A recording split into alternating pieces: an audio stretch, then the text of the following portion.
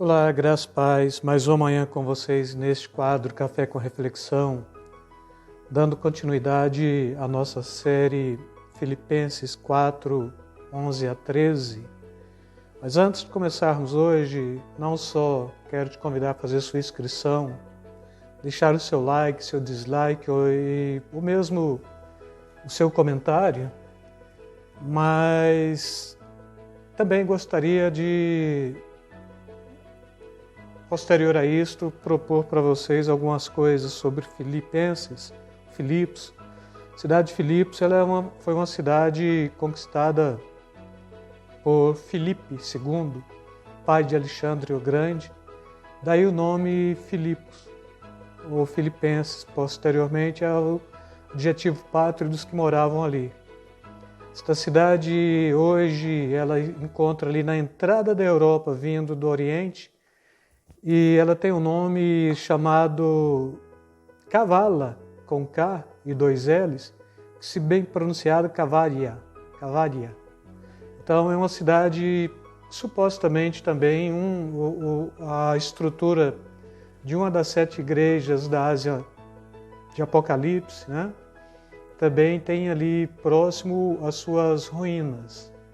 Mas continuando com a série, aí o Filipenses capítulo 4, versículos 11 e 13, não digo isto como por necessidade, porque já aprendi a contentar-me com o que tenho. Sei estar abatido e sei também ter abundância. Em todas as maneiras e em todas as coisas estou instruído, tanto a ter fartura como a ter fome, tanto a ter abundância como padecer necessidade, posso todas as coisas naquele que me fortalece. Uma das características desta carta que Paulo escreve aos Filipos, primeiro, Paulo ele está preso em Roma, e aqui ele está escrevendo para uma igreja em detrimento de uma circunstância que esta igreja vinha sofrendo. Agora, também no mundo teológico, a gente chama esta epístola de Paulo aos Filipenses de epístola da alegria. Por quê? Em 4 capítulos, Paulo ele fala da alegria por 17 vezes, do ponto de vista de alegrai-vos, completai a minha alegria. Então o termo alegria aparece por 17 vezes nesta carta, e quando a gente para tentar analisar o porquê será, tanto Paulo bater incisivamente acerca da alegria em cima desta igreja, talvez a gente vai pegar alguns aspectos pontuais. Quando você estuda toda a carta, para a gente chegar no final, no capítulo 4 mesmo, com certeza esta igreja ela vinha passando por um tipo de crise que levava em si a necessidade de qualquer palavra de incentivo para a alegria. Daí a questão de Paulo ser muito incisivo no conceito da alegria, falando da sua alegria e chamando os crentes de Filipos para a alegria também.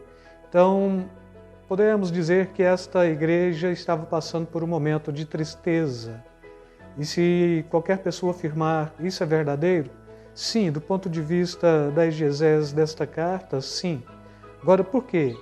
Porque a gente vai pegar aspectos pontuais, como eu falei. Por exemplo, Filipenses 2:2, Paulo ele está falando, não vou ler todo, tende o mesmo modo de pensar, o mesmo amor, um só espírito e uma só atitude. Então, deixa perceber que esta igreja ela tinha muitos aspectos de divergência. No versículo 3 do mesmo capítulo 2, partes do versículo, Paulo fala: nada façais por contenda ou por vanglória. Então, deixa o pressuposto de que dentro desta igreja também havia uma rivalidade, uma disputa muito grande. No versículo 5 do mesmo capítulo 2, Paulo está falando: de sorte que haja em vós o mesmo sentimento que houve em Cristo Jesus. Ou seja, esta igreja ela tinha algum tipo de arrogância ou falta de humildade em detrimento de circunstâncias que ela já estava passando. No capítulo 4, no versículo 2, Paulo ele está falando, suplico a Evódia e a Síntique que restabeleçam a boa convivência no Senhor.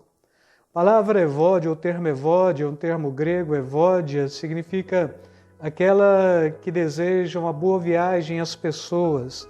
Síntique já significa destino.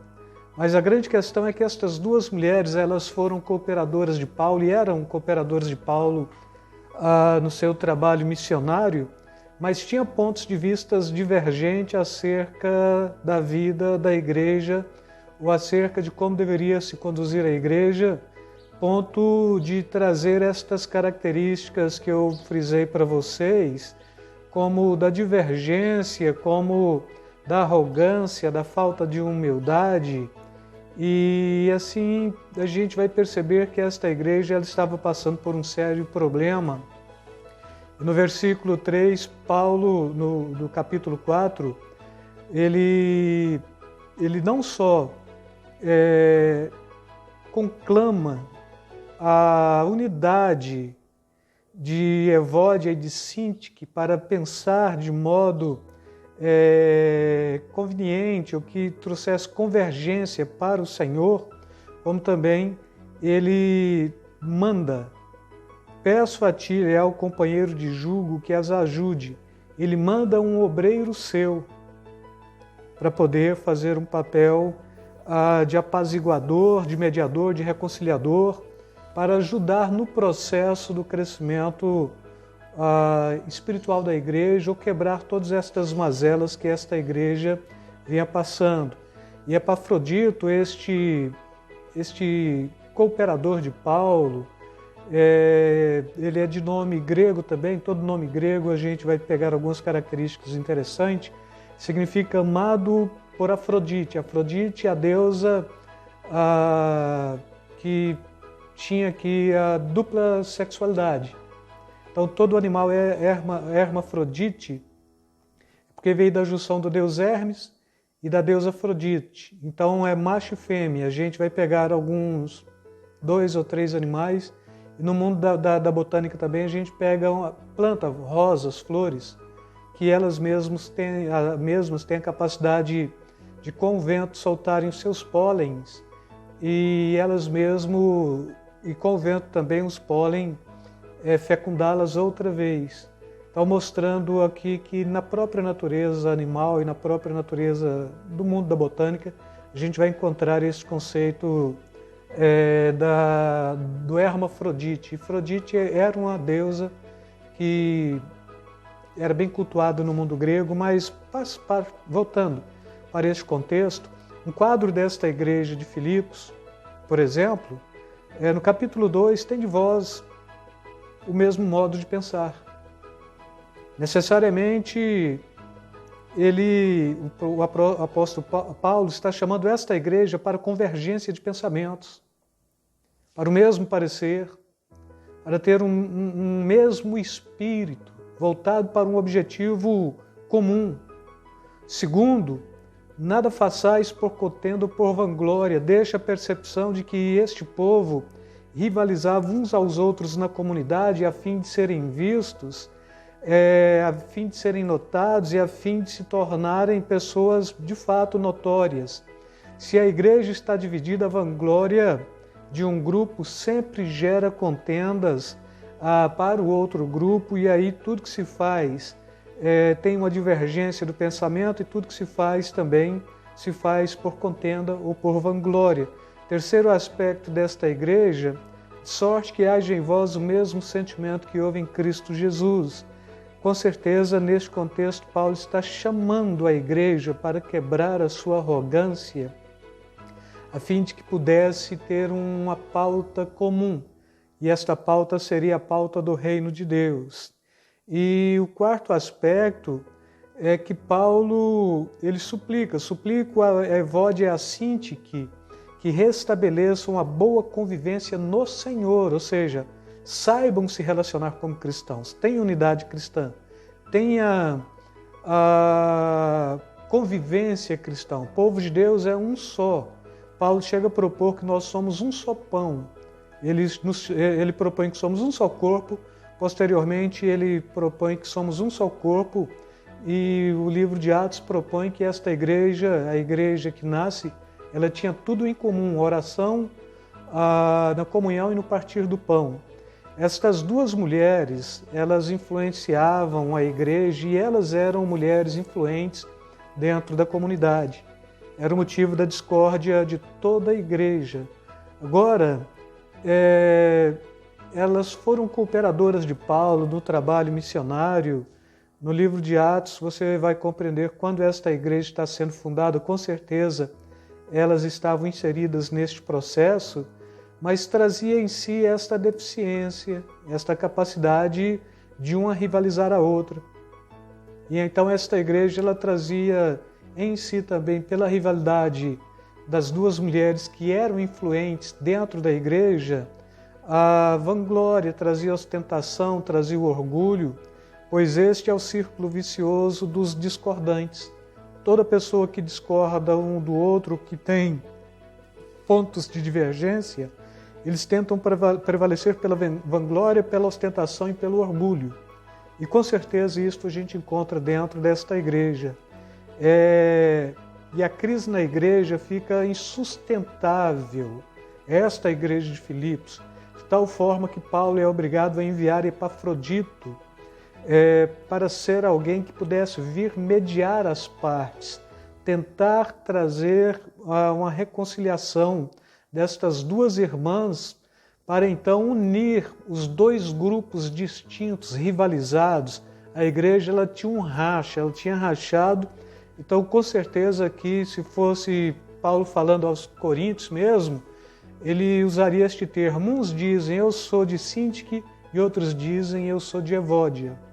E a gente vai perceber esta divisão muito grande dentro desta igreja, em toda a sua história, em toda a sua leitura, quando a gente vai compreender Paulo chamando para a alegria 17 vezes, já mostrando que esta igreja tinha uma deficiência.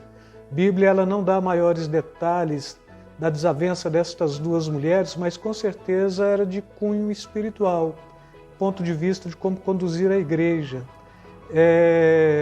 Mas o que a gente pode perceber é que estas mulheres elas divergiam mesmo, e a sua divergência, o ponto de vista divergente, elas trouxeram dividir para dentro da igreja, e com certeza ela cria dois grupos dentro da igreja.